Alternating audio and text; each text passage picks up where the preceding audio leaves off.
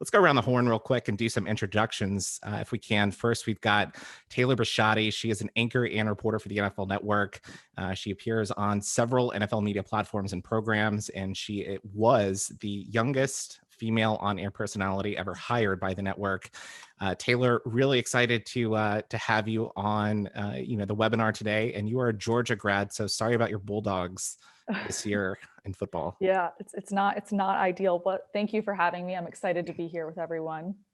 Awesome. And then next up, we've got Sam Patesh, who is the senior coordinating producer in charge of content for CBS Sports HQ. And previously, Sam spent more than 7 years as a producer for Fox Sports, working directly with the Herd, with Colin Cowherd on FS1. You've got the Philly beanie up in the top of your shoulder. I don't know. Maybe always make sure to rep that. maybe it's just the NFC East, or maybe it's just the teams on this on this webinar today aren't doing so well. But Sam, thank you so much for joining us today. Austin, thrilled to be here. Thanks for having me. Taylor dropped this little in my ear, and I just said, you know what, I got to be there. I got to be there for Austin. I got to check this out. So I'm thrilled to be a part of this, and happy to offer whatever knowledge comes from this head and that beanie. We're definitely excited to have you. And then next up, you might notice a new face on the screen, and we've got Or Moyal, who is the managing editor for The Athletic, DFW. And originally we had Jenny Dial-Creech, who is a managing editor for The Athletic in Houston. But unfortunately, jury duty called, and Or was willing to step up to the plate. Sorry for the sports references, but Or, we're definitely excited to have you on the webinar today. And you've spent time, obviously, working with The Athletic, WFAA, KView in Austin. You've done so much great work covering sports up in the Dallas region. Thank you so much for joining us today. Of course, happy to do it and come off the bench for you guys. Absolutely love it. We'll try to keep the sports puns to a minimum here today. But I do want to start off with you first. Working at the Athletic, I actually really love the platform and the idea. And if for those that aren't familiar with the Athletic, it's an upstart company, that has sort of changed the model for sports fans and journalists. And it's I don't know, it's different. You have to pay for access, but you don't get the ads, you get the journalism. And to me, it seems sort of like, a Patreon type model or a Substack type model where you pay for that content. For those that aren't familiar with the platform, tell us a little bit about The Athletic and what you do on a day-to-day basis. Sure. So the premise of The Athletic is essentially entirely built on quality over quantity. And the reason we exist is essentially Facebook and Google. Their existence drove so many of the digital advertising dollars that used to go to small, medium, and even large sites, like local news sites that get millions, tens of millions of views a year, hundreds of millions of cases. And it drove those revenues so far down that it made it much harder to monetize the local reporting that needs to happen to actually run a news site. And so the solution to that was the subscription model. And we've seen it happen in so many spaces across the internet for a long time, whether you want to go to Netflix, to Spotify, to meal delivery kits, and now to every kind of service that's out there has some kind of a subscription model tailored into it. And one of the real advantages in a really competitive marketplace where there are so many subscription bundles out there is having the value proposition and being able to put 400 journalists under the same umbrella who are all delivering content where it is customized, where you can be, let's say, a Texans fan and a Manchester United fan and get your information from the same outlet and have it delivered to you in a customized way by the best in the business to do it, really adds to that value proposition. And I come from a local news background. I think local news is incredibly important, but for a lot of subscribers, for them, it makes more sense to pay that $5 a month to get this really comprehensive program with 400 journalists working for them than to pay for just the local news and then have to kind of diversify and say, all right, who's my national source for this information? Who's my hockey? Who's my baseball? Who's my basketball source? And place has made that, thankfully, a really potent product that has thankfully worked out really well for us over the last few years. Yeah, I think it's a really cool platform, and I've noticed that. I think with communicators in general, it's our responsibility not just to work for the company, but also to elevate your personal brand. Mhm. And I like the idea of the Athletic, and we've seen a lot of success with YouTubers launching Patreon pages and generating revenue that way, or Substack. So I think it's an amazing platform. But I'm curious from your end, how much has your role changed going from your standard local sports media to the Athletic, or has it really changed at all? It has, because I think the scope of what you do is very different.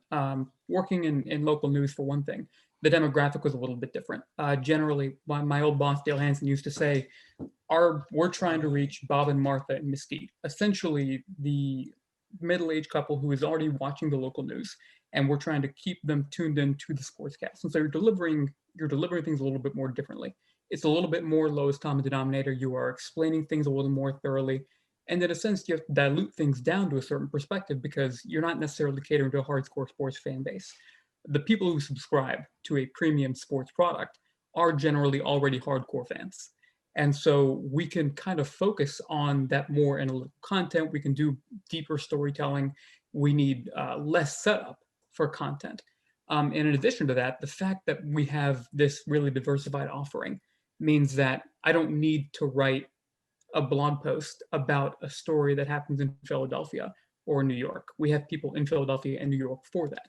And the people who are interested in reading that story, can get that on our site. Whereas at the local news level, I mean, we're kind of a monolith to a certain degree. You have station partners and you can use their content sometimes, but there are limitations to that. And so being able to really focus on the stories that pertain most specifically to your beat, and then hiring experts specifically for that beat, is a real advantage. Used to be, at the local news level, we had just sports reporters and they had to cover everything. At a company like this, we have a Cowboys beat writer, we have a Cowboys columnist, we have a Rangers reporter, and so on. And that allows for a level of specialization, which really helps gain that expert level of knowledge and really dive in and provide the most premium info that we deliver to people. Well, I think it's an amazing platform, and yeah, I would encourage sports fans out there to subscribe. And I know right now the king of sports is definitely the NFL. It's football season, and I know I'm excited, not necessarily about how my Houston Texans are doing, but just keeping up with the news of the league. So Taylor, you broke into the NFL Network several years ago, and I think you've been doing great work since you've been a part of the league. But we had a conversation a few weeks ago, and we spoke on the importance of being a well-rounded communicator, and the importance of being self-sufficient when it comes to creating your own content and owning that content. For you personally, why is that critical in elevating your personal brand? And do you think maybe you had a built-in advantage maybe growing up in the social media era? Definitely had a built-in advantage growing up in the social media era, but I feel like the reason why I started placing such a high importance and value on developing your own brand outside of just kind of like what the network is going to give you and what stories they're going to have you report on is that when I did start, like you said, I was the youngest, and it was hard to even think about competing with, the veteran reporters and the veteran hosts that have been there for a long time. There's no possible way that coming into like the young age that I did, that I could ever compete in terms of communicating better, having better stories, getting put onto those assignments. And so I kind of had to feel my way around and try and find an area where I felt like I could add a little bit more value than them, because they are going to be the better communicators. They are going to put out better reports. I can't compete with Aditi Kinkhabwalas and Kim Jones and people that have been there for so long and have way more experience than myself. So I kind of navigated the social media lane. I felt like, okay, well, this is one area where I do have the competitive advantage, because I have grown up in this world where, there is a huge audience that consumes their news and consumes their sports on social media. And I felt like, okay, well, if I can kind of dominate that little lane, then it isn't as much as competing with the veteran reporters and veteran hosts. It's more kind of finding your own avenue in your own lane where I do provide value. Because, when you're first starting off, you're just constantly trying to think, and you're constantly thinking in your own mind, like, am I providing value to the network? Am I able to give them something that they weren't able to get from other reporters. And in terms of traditional news and being on linear, I couldn't do that. And so it was important to kind of develop my own brand, my own niche, and my own lane through social media. I think it was a few years ago, maybe when the Super Bowl was in Houston or the year after. We were actually on another podcast discussing this, and you had just started, the game previews on Instagram stories. And Yeah. I don't know if it was on your channel or if it was the NFL Network's channels, but you were kind of providing like real-time updates, what was going on. And you told me some of the numbers that you guys were getting on like views. And those are just incredible. Like, I think most networks would like to have that many captive eyeballs. I mean, what kind of growth have you seen on the digital front since, the NFL Network has really, kind of embraced that? Yeah, when I first started off doing those stories, NFL Network was like, yeah, go, do whatever. We have no idea what you're doing. And I would show them the numbers and they're like, oh, okay, great. I go have fun. And I don't think that they really placed a significant amount of value on digital and social. They kind of just felt like it was an area where, oh, we'll get with that eventually and we'll deal with that later. We'll look at that later. And especially for, when you think about local news and, the Athletic is different because, like you said, these are avid fans, but traditional sports outlets didn't place that big value on digital and social, and they didn't necessarily realize that there was such a big number and such a big audience on those platforms. And so I started doing it on NFL Network's platform, and we were getting around a million views on Instagram stories per slide, which was a huge amount. But at the time, they were kind of like, okay, well, we're not going to allocate any resources towards that because at the moment, we're not seeing any like revenue or any like profitability from it. It was until, honestly, we were able to start selling stories to sponsors and advertisers that I think that they realized the value in like reaching your audience through digital and social. But since then, they've definitely allocated like more resources to, digital, social, streaming, and not just focusing on linear content. Yeah, I think it's really important to remember out there that what worked 5 years ago doesn't work now. What worked yesterday might not work now. So to kind of keep that in mind, Sam, I do want to pivot over to you and kind of follow up with that question because, you spent many years working with Fox Sports. You're now at CBS. You and Taylor have a podcast together. What growth have you seen from, the digital side of sports, and how has that kind of changed the way that you do your job? Well, first of all, I mean, Colin had quite a following, with social media, but it was not specific necessarily to his show at that time. He just had a nice background. And I actually saw through the social team there at Fox, which was very aggressive, just how Colin's account was growing and the more content he put out there, how people were sticking to that. And the transition over to CBS has been an entire pivot from linear to digital for me. This is something that I didn't really even know about going into it. And now, to be entrenched at this at CBS Sports HQ, which is everything through the app, nearly everything through the phone or through the laptop or through a Roku. This is streaming. This is entirely streaming. And to think about that, even just to break my brain from that construct was fascinating. And not only that, to what Taylor just said, the eyeballs that are on this. And Austin, you just said people are consuming differently now. This is how people are consuming. They are choosing what they want, and they are choosing so much of it on their phones. Mm-hmm. And I used to tell one of the first conversations I had with Colin actually at Fox, it's funny, Colin, we're going to do this show. We're going to put together 3 hours every day. And at the end of that day, you know what we are? We're a link. One friend sends to another friend a link, whatever we decide to put out there, whatever we decide to tell people was the moment of this day is what most people will consume from this day.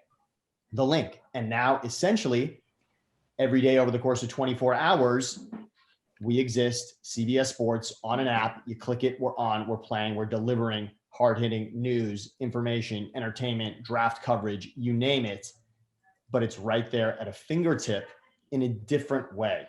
Television is hoping that you show up. And in the digital age, this is people that are already there for this specifically. Piggybacking off of that, Sam, I think exactly what you just said, is that it's a moment. So you spend all this time doing this 1 3-hour show and you feel like you put in all this work, but at the end of the day, like you said, it's a 1.5-minute clip that gets put on social media. And that's what people want to consume, is that it's on their own time. They don't want to have to set a time to actually tune in and watch a 3-hour show. They want to get something that's catered to them. They want to get that viral moment, because we live in a society where people are not setting like dates to watch a TV show for 3 hours. They want to be able to sit in their car at a light. I mean, not that I would ever do this, because I would never be on my phone in the car, but consume exactly what they want from that show, from that discussion, from that topic, and not have to set up a specific time. Do it when it is convenient for them and when it fits into their schedule. And I think that we can all agree that that's exactly how we consume news too. So the quicker, easier, more digestible format that you put it in, usually the more viral and more views and clicks it'll get. And Taylor, that triggered one more thought just quickly. Another humongous part of the business strategy is the alert strategy, right, Austin? Telling people to watch this, sending to somebody, this just happened, this is breaking news, or the Warriors just selected, or whatever it might be. Telling people, watch this right now, and you'd be amazed at when you tell someone to do it and it's right there at the click of one button, that it actually happens. Yeah. Be amazed when you tell someone to do it. Okay, I'll do it for right now because you're telling me it's going to happen, it's going to be quick, and I can digest it. Yeah, absolutely. I remember growing up as a kid, internet was just becoming a thing. I know Taylor's a little bit younger than us on the podcast, but we didn't always have internet. We didn't always have sports scores on our phones. We didn't always have this at our fingertips. And I think that's what's so cool about the sports industry, is just how it's really embraced this creativity. And we're seeing this more just in communications in general. People don't want to read, an article for 20 minutes. People don't want to watch a 20-minute video. It's just, we live in a TikTok era now where people are consumed by 60-second videos and just scrolling. And I think that, to me, is just so fascinating. But Sam, kind of on that note, I think that being complacent and refusing to change is the enemy of success. And kind of on your career a little bit, you spent time working with, Fox Sports and Colin Cowherd, as we alluded to a little bit earlier, but I don't think you can settle if you want to be successful as a communicator. You've got to keep pushing yourself. You've got to keep elevating your brand. Why was it important for you, to take on a new challenge in your career and make that jump from Fox to CBS Sports HQ? And you had mentioned that CBS is completely changing its model. What have you learned during that process? Well, first of all, to make the change, it was a massive decision. Taylor was right there through a lot of that. Those times where you're wondering, you're with something that's so successful and so well known in Colin. And of course, CBS is an incredible brand, but specifically to be leaving Colin to do more across the stream, across an entire day. To me, what the real impetus behind that is we're affecting with Colin 3 hours a day in the end. And this is an opportunity now to affect 24 hours in a day. This is, instead of just producing for me and Colin, this is helping producers produce. This is teaching producers to produce. This is teaching people how to tell stories. And that was so compelling.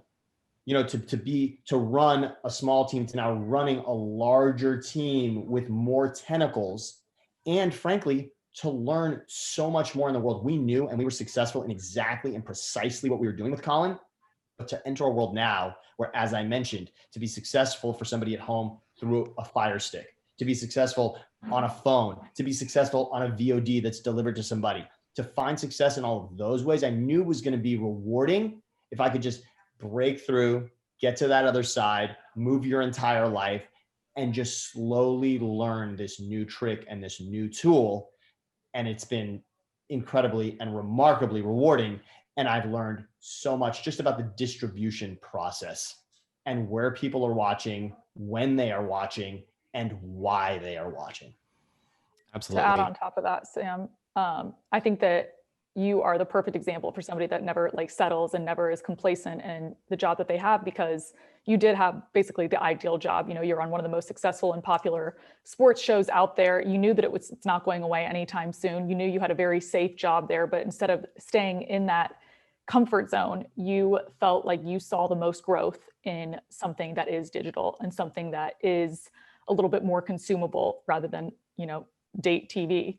And rather than staying in that mold, which I think that we see a lot of people, too scared to make that jump and too scared to make that leap and that transition into something that isn't as safe and as sure as Colin's show. You chose to, take that leap of faith knowing that this is where the growth is. And this, while you could have stayed at the safe job and, in your hometown, you took that leap knowing that that's where media is growing and that's where consumers are going to be getting their content. Simply to go from the relationship with Colin to the relationship to many different talent across the board and to reach multiple out there, to reach people in different ways, direct to their home, to their phone. It was just a fascinating encounter. And I just had to jump in. Yeah, I think the takeaway here is to continue networking, continue to build relationships. I think that is so crucial moving forward. Kind of on the athletic front, we've spoken about digital and why it's so important, but there is still a need for long form content. But we've seen over the last 2 years that the newspaper industry is dying.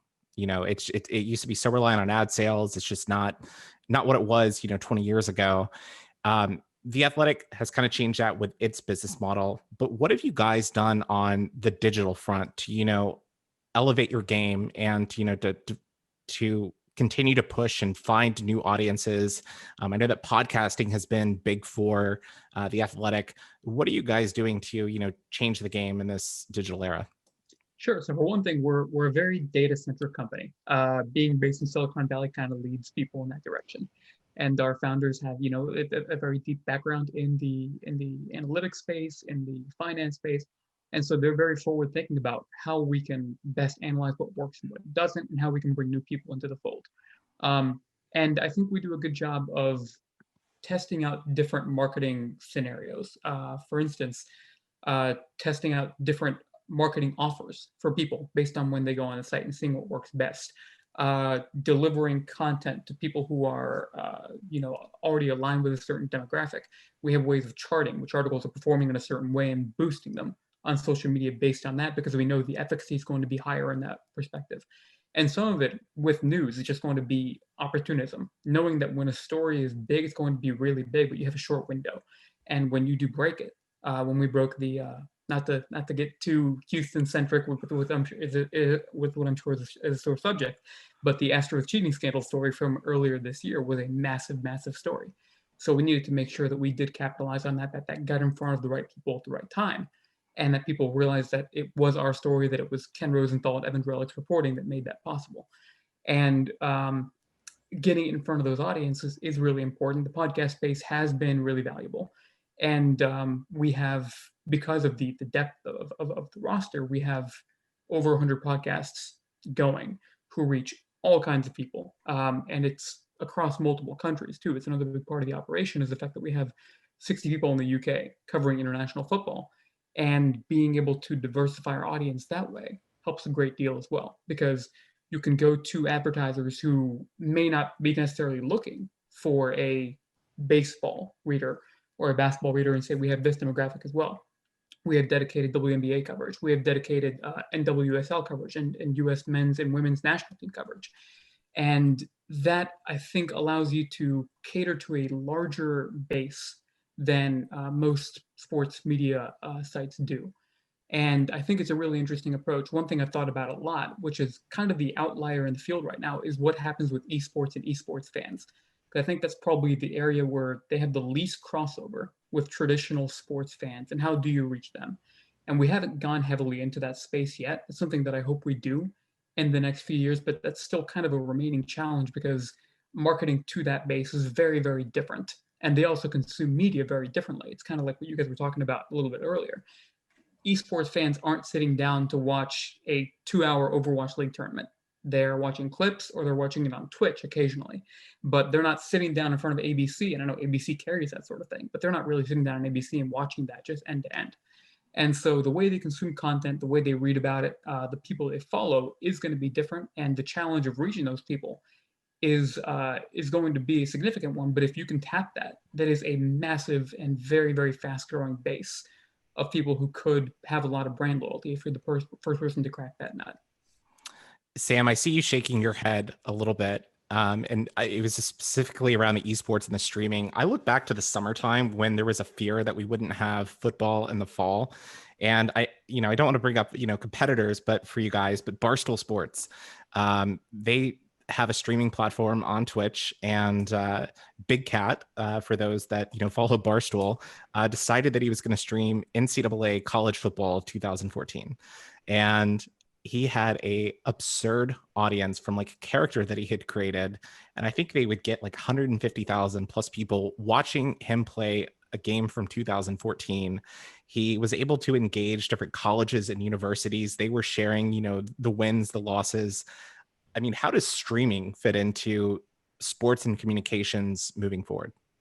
Well, first of all, I was just listening to Or in regards to esports. First of all, the funny thing is there's another Sam Batesh in the world, shares my name, cousin of mine. And about 10 years ago, that Sam Batesh, who is known by XJawz online, XJAWZ, he was the #1 Call of Duty player in the country. And my cousin at 16 years old was making thousands of dollars playing video games at home. And back then I had no concept of that. I couldn't even understand what it was. And I saw him putting videos up there with a headset on, and I could see that he was crushing the game, obviously. And then I come to realize, wow, this is an entire industry. So much so that earlier this summer, when, as Or just mentioned, obviously the world from a sports perspective shuts down in so many ways. And ESPN put on the NBA 2K production with the NBA players playing 2K and watching them play it. And the world had pivoted so much, we were actually putting on highlights about the NBA players playing the video games. And I just thought in that moment, wow, Sam Batesh has truly come full circle in this moment, because from not being able to connect with my cousin who was telling me at 16 how this was going to be the future, to now sitting in a control room, helping us put highlights on the air about players playing video games that I was distributing on a digital space, sending people alerts to their phones. It was such an explosion in my brain at that moment of how much that really mattered and how much it reached people. I think the important message there is that you have to be aware of trends and what's going on. You have to be able to adapt. You have to be able to be agile, because if you're not going to be relevant. And I think that's so important for communicators to know, is you've always got to be pushing. You've always got to try to elevate your game. Chat knows how to do TikTok. I'm open for, I would love to exchange something else, because I still need a TikTok tutorial. I have not jumped on that, so I should take a little bit of my own advice. Still can't get it down. I can't help. It's Vine with more music. Yeah, I don't think they have the dance skills. I don't know how to do Vine either. Yeah, I certainly don't have the dance skills. But kind of on that note, we did have a question, and if you've got questions, feel free to drop them in the chat box or the Q&A section. But this one comes from Amanda, and I guess this one's for all of you, so we'll give it to each of you for a stab. But it sounds like your roles have morphed from traditional communications, reporting, broadcast, print, into hybrid digital design, social media, visual, two-way with the audience interactive role. She said that we probably have several IABC professionals who are still in the traditional communicator space and are just beginning to pivot. What advice do you have for those of us in this space to learn and help make that pivot successfully? And how can we prepare for the future that our audiences are expecting?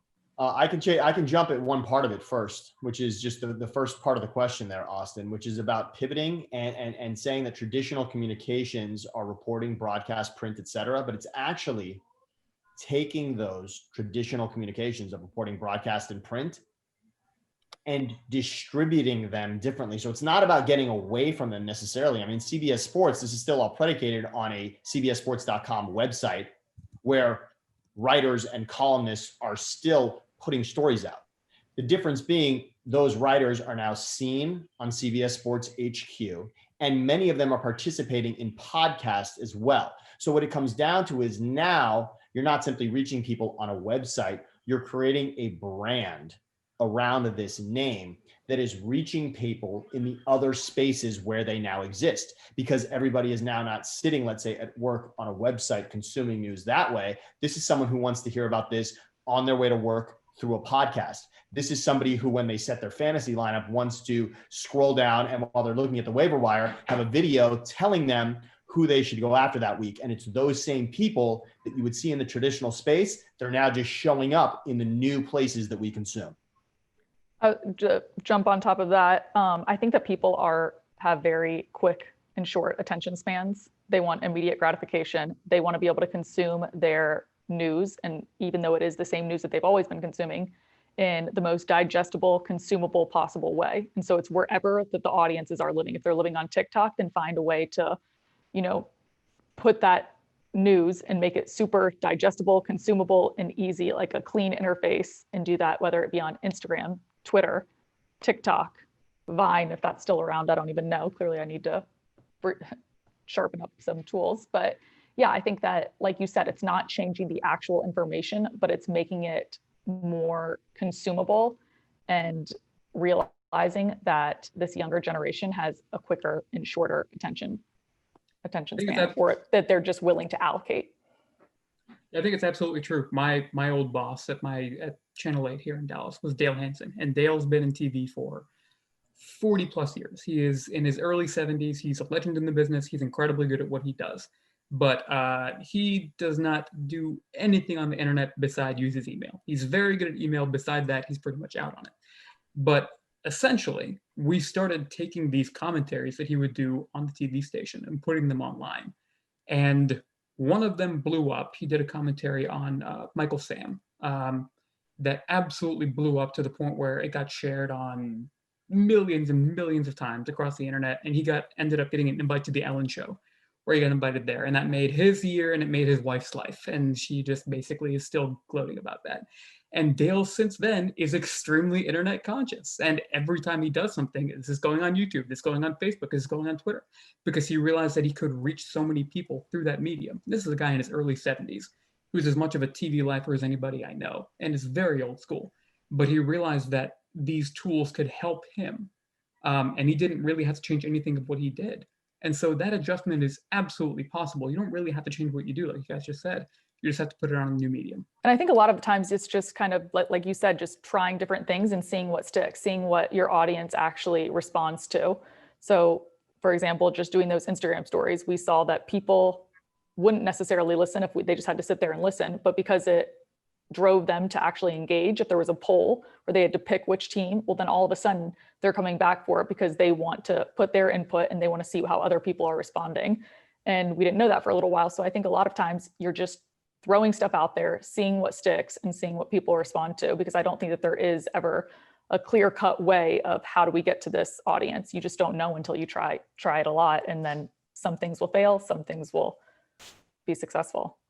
Yeah, it's okay to fail as long as you fail forward and learn and grow from that experience. But kind of on, knowing your audience, I think that's so important as communicators. You've got to understand what makes them tick, what type of content they like. And Sam, I really like what you said a few minutes ago about communications hasn't changed. It's just the vehicle that has changed. And Sam I do want to pose this both to you. Sam, I guess we can start with you, but data, that's everything. And it's how you use and interpret data. Like if I just see total view counts, but I don't know anything about my audience or how long they're consuming or interacting or engaging with that content, I can't do anything with it. How do you guys use data at CBS and then or at The Athletic to actually maybe change and pivot what you do? Well, I'll jump on this for you, Austin. I mean, specifically, we're breaking down. I mean, we're talking by really almost by the minute every day of where people are consuming across. But again, this is across linear, so we could take it like that. So who's actually watching, let's say, HQ minute by minute, just traditionally, and then who is consuming when we send something out there, when we send an alert? How is that spiking? And around what events are people watching? And what we're noticing is we would start to program more and more around the spikes.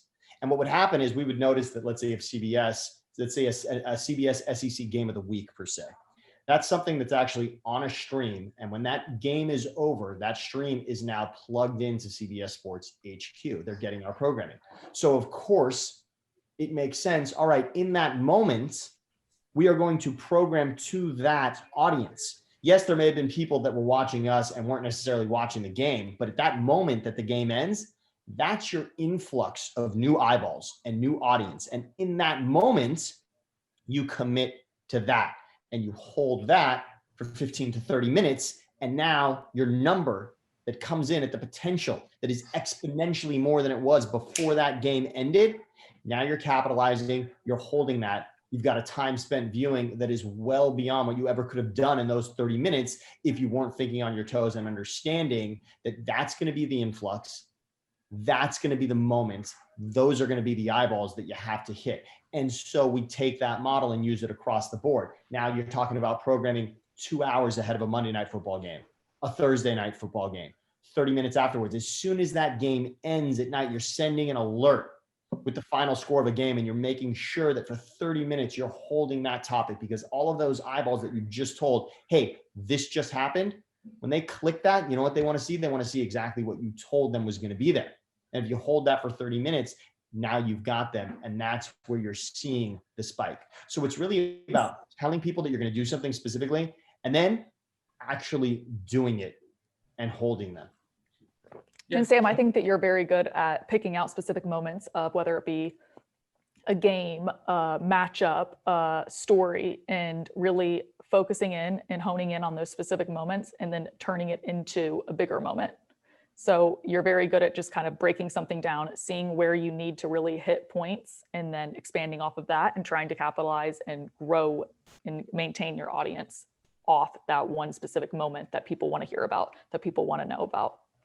And it was really interesting, Taylor, to your point, this weekend, it was a very happy dilemma for CBS to have, where you've got NFL football on a Sunday, and what else do you have? Masters Sunday.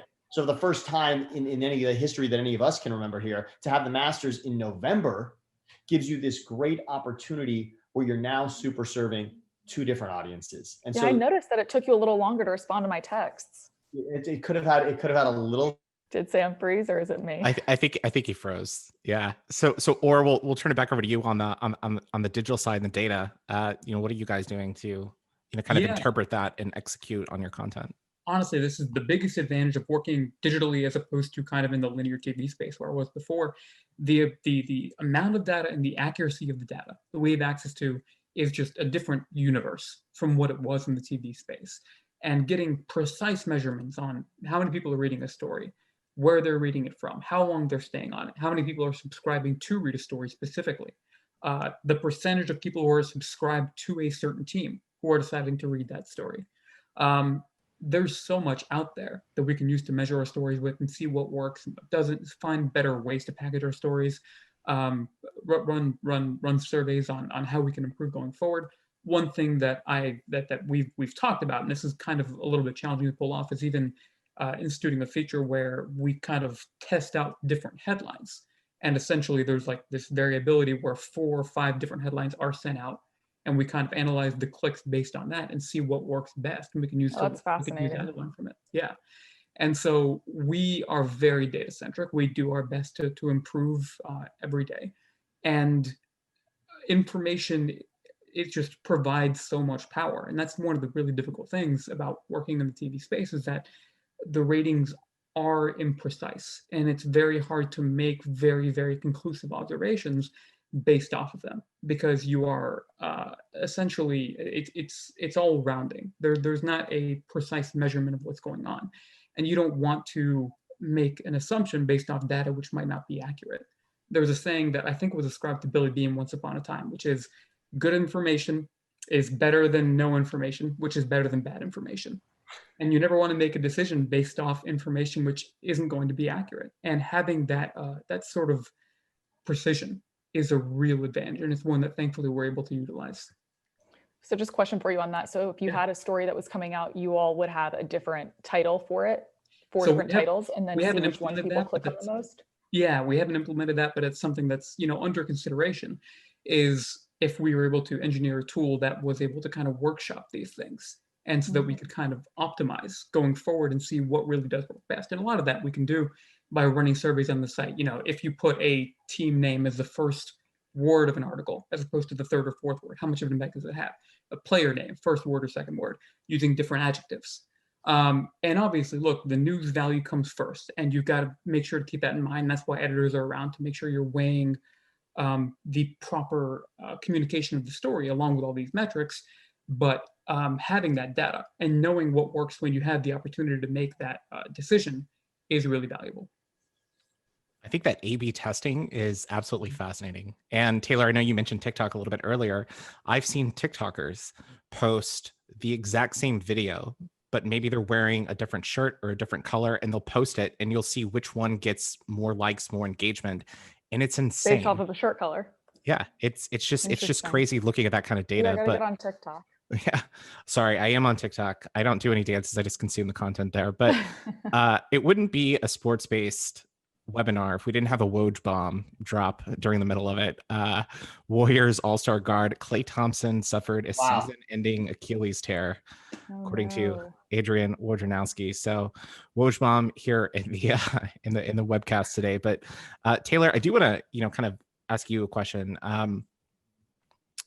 Even though it is 2020, gender biases still exist, and for years we've seen that specifically in sports. There's been, it's dominated by males, and I feel like we're starting to see more and more representation in female voices, whether it's writers, on-air talent, or even trailblazers like Beth Mowins, calling college football games, the NBA.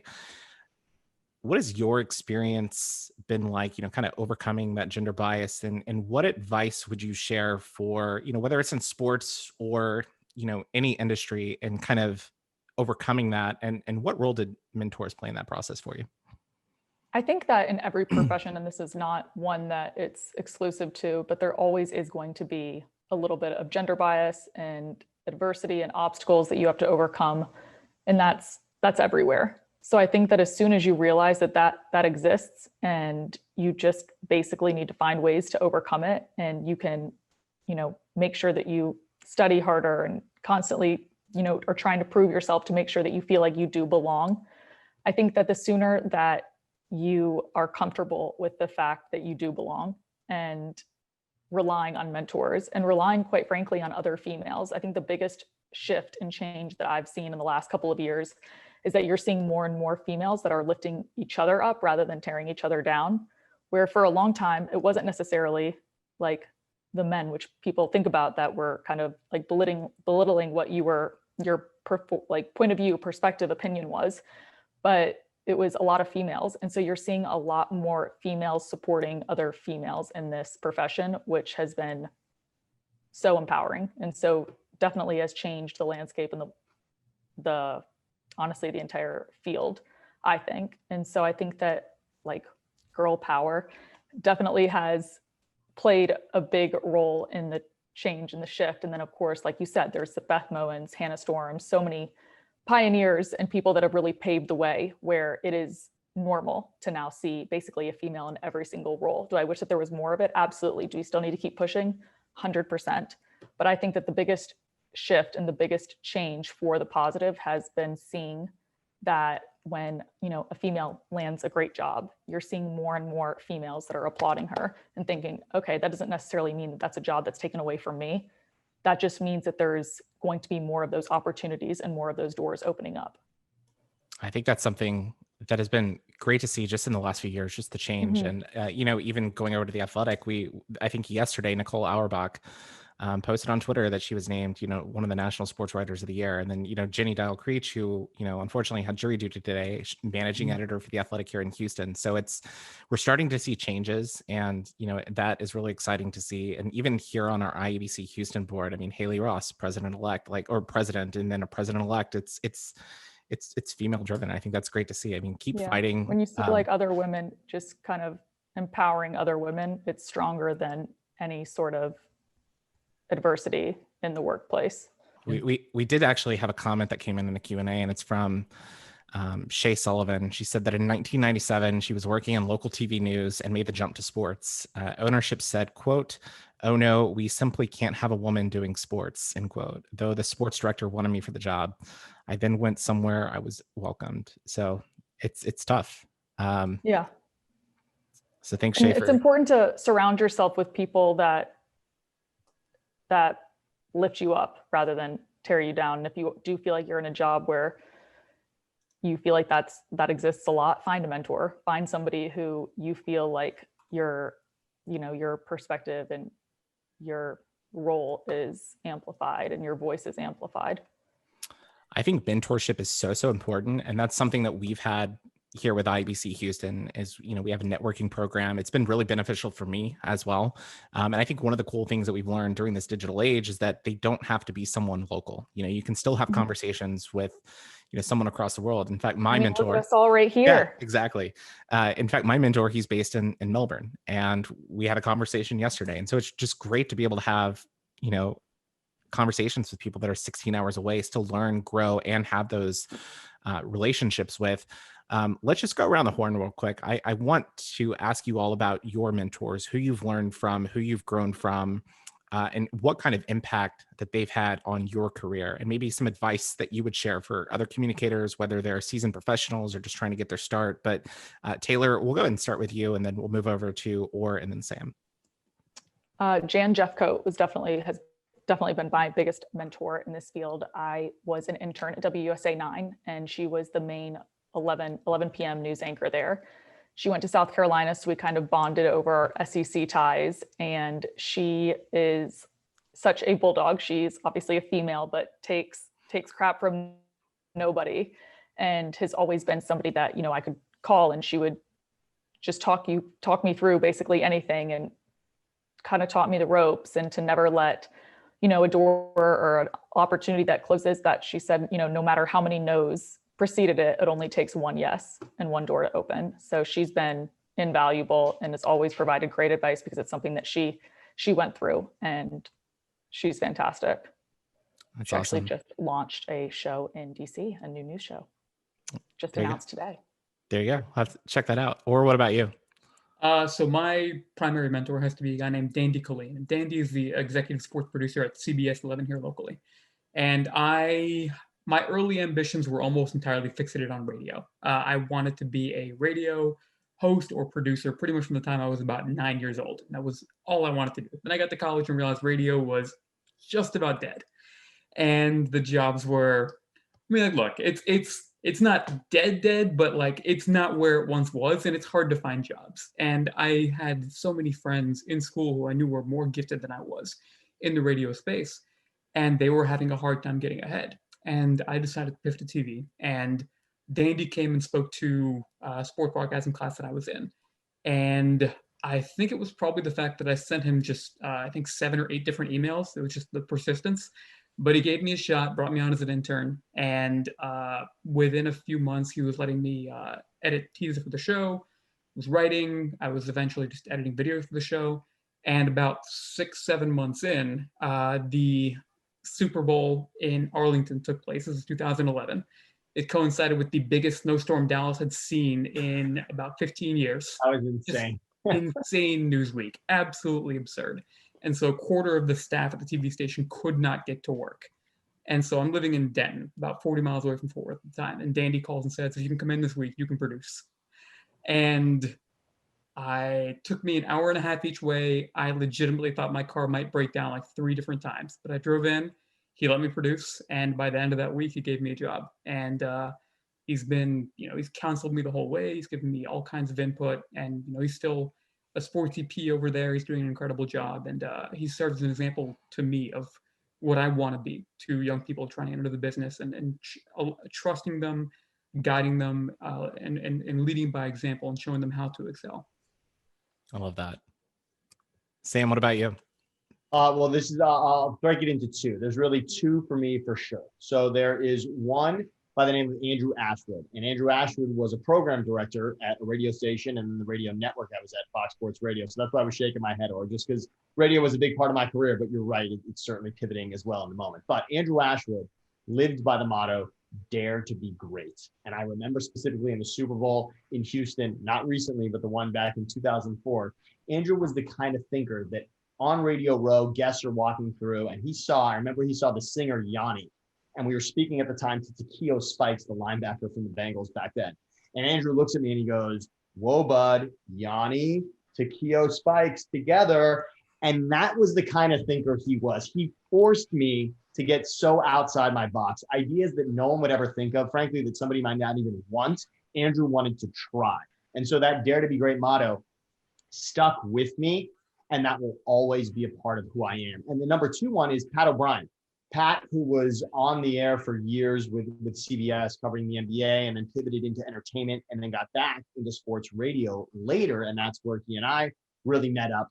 Pat's career journey was always so fascinating to me, that it was so entrenched in news, then into sports, then into entertainment, and then really a mix of all of them. And frankly, Pat needed me at a time in his life as his radio producer, and yet pushed me into television. Actually went and spoke with people at Fox TV about me. And even though he knew at that time that it would be something that was really tearing away from something we had built on the radio, knew that it would be better for me. And Pat continues to give me great advice to this day. And he's just a tremendous person in my life.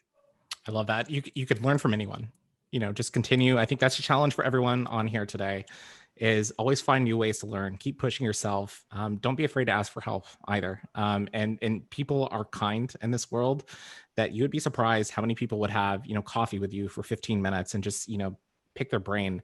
I've really enjoyed this session and kind of learning from all of you and just kind of hearing your perspective from the sports world and how it relates to communications and, maybe the corporate world. And we've got a few minutes left, so we'll just close it with this. If there's one piece of advice that you guys would give, because I think sports is ahead of the curve, I think they have to be because of, the entertainment, the dollars and all that. And I think comms is in the corporate world is maybe a little bit slower to react and adopt some of these practices. But if there's one piece of advice that you would give to communicators out there in the corporate world, what would it be? Sam, we'll start with you. Talk to everyone that you can. Certainly while you're in a space, while you're working in a space, try to seek out the people that maybe you don't work with every single day and have that conversation. But most importantly, it's build meaningful relationships. And even if it ends up only being one or two wherever you are, hold on to those relationships. You absolutely never know where that relationship is going to show up again in your life later on. And it's important to just hold on, even just keep it on as a friendship after the fact. If you no longer work together, it's just amazing. You'll be amazed that 10 years down the line, that person could end up being the most important person in your life. And so just that's it. Try to hold on, keep a relationship, and always keep that connection. Really connect would be my one word, connect. Or what about you? Yeah, I'd echo Sam's point. This is a relationship-oriented business, and those connections are everything.